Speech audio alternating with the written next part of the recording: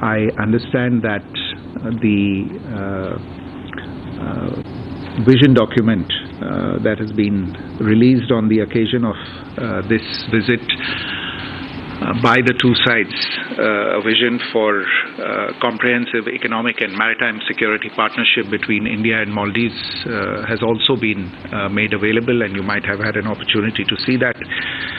Let me just take you through the elements of the visit and also the main takeaways as we see it from this particular visit.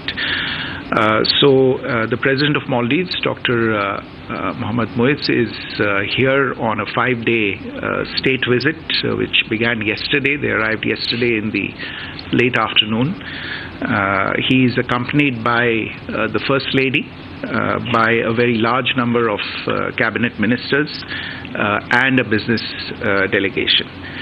In addition to the President's official engagements in Delhi, the delegation will also be visiting Mumbai tomorrow,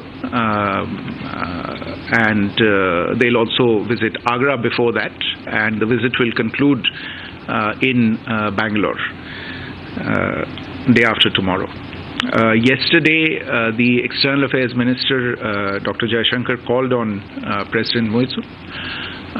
This morning, the President was accorded a ceremonial welcome in the forecourt of Rashpati Bhavan by the Honorable President, the Prime Minister, and other distinguished delegates.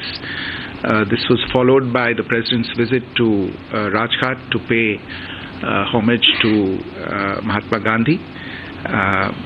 Earlier today, the President and the Prime Minister held extensive discussions both in the restricted and in delegation-level formats. And the Prime Minister also, in a special gesture, hosted a banquet lunch in honor of President Muizzu. Just a short while ago, the Honorable Vice President and the Minister of Health and Family Welfare, Shri J.P. Nadda, have called on President Muizzu, and later today, the President will have a meeting with Honorable Rashpati Ji, who will also host a state banquet in honor of the President. Now, as you all know, this is the first bilateral visit of President Muizzu to India. He had visited India previously in June to attend the swearing-in ceremony of the Council of Ministers, and he and the Prime Minister are, this is their third meeting, because in addition to the meeting in June, they had met last year in Dubai in December 2023 on the margins of COP28. A few words about how we see the relationship and its place in India's overall policy framework. Maldives has always been a key part, an integral part of India's neighborhood first policy and our vision for Sagar, security and growth for all in the region. The relationship is historic. It's been underpinned by very close people-to-people relations, by trade and economic relations, and by a very, very substantive developmental partnership between the two countries. India has always also, very importantly, been the first responder to any crisis in Maldives. Whether it be the attempted coup in 1988, the tsunami in 2004, the Malay water crisis in 2014, or indeed the COVID-19 pandemic a few years ago. We have contributed to the development of Maldives through a mix of small and large development projects, an extensive suite of capacity building and training initiatives, and also from time to time provided significant financial assistance to enable Maldives to tide over economic challenges based on the requests and the priorities of Maldives. For instance, earlier this year, the Reserve Bank of India, the State Bank of India rolled over two treasury bills subscribed by them that had been issued by the government of Maldives worth $100 million. As two neighbors in a very important maritime neighborhood, the two countries are also working together to address challenges related to maritime terrorism, piracy, drug trafficking, IUU fishing, and a host of other issues. This current visit aims at building on this strong and extensive foundation of relations and charting out new frontiers for engagement. There are a number of challenges that the region and the world are facing today, and in this context it becomes important to redefine and renew partnerships with our neighbors to jointly overcome these new challenges. And it is in this context that I would attract your attention to the document that's been issued, a vision for a comprehensive economic and maritime security partnership, which has detailed sections on political exchanges, development cooperation, trade and economic cooperation, digital and financial cooperation, energy cooperation, health cooperation, defense and security cooperation, capacity building and training, and people-to-people linkages, besides cooperation at the regional and multilateral fora. This is a blueprint for relations that has been charted out for the next several years and provides a framework for the ongoing visit.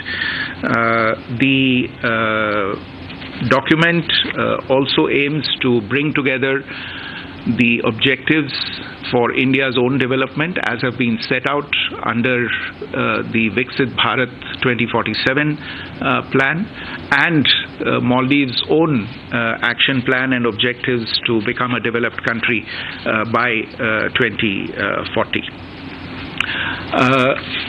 Let me also quickly mention some of the major announcements and initiatives that have been taken during the ongoing visit. You may have followed the announcements related to these. Besides the vision document, during the visit we have announced a currency swap agreement which was signed between the two sides. This will provide a swap facility in two elements, and these two elements are a $400 million facility and a separate INR 30 billion, Indian rupees 30 billion facility to Maldives. The RuPay card was launched on the occasion, and the two leaders happened to witness the first live RuPay transaction during the meeting earlier today.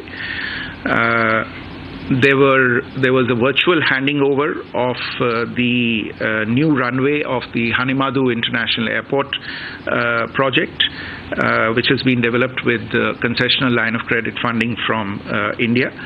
And under the housing development projects which are underway in Malé, 700 housing units out of a total of 4,000 which are currently being built in Maldives with EXIM funding were also handed over.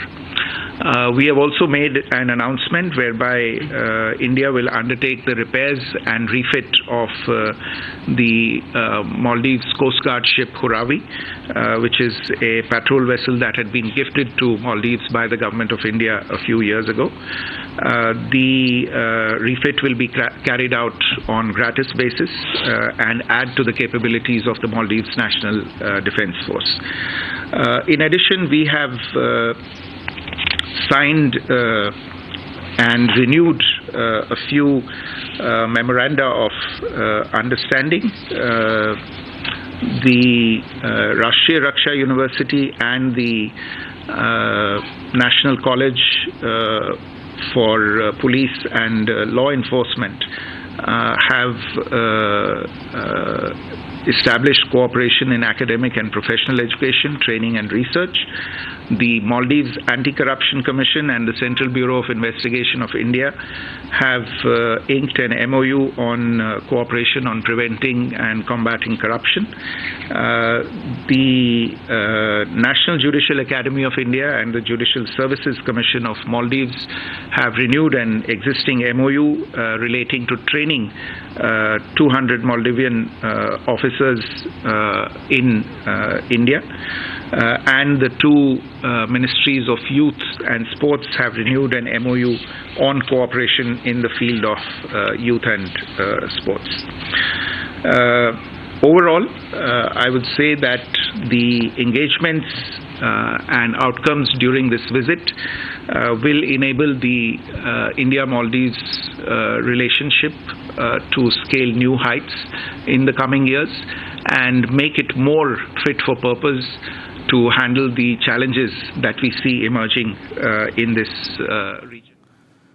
Well, that was the MEA's press briefing on the MOU signed between both the nations, Maldives and India. The two countries are working together to address challenges related to maritime, terrorism, corruption, piracy, and also drug trafficking. They've also started the RuPay payments in Maldives as well. That was announced by the MEA just a short while back. And Muizzu is all set to meet the president this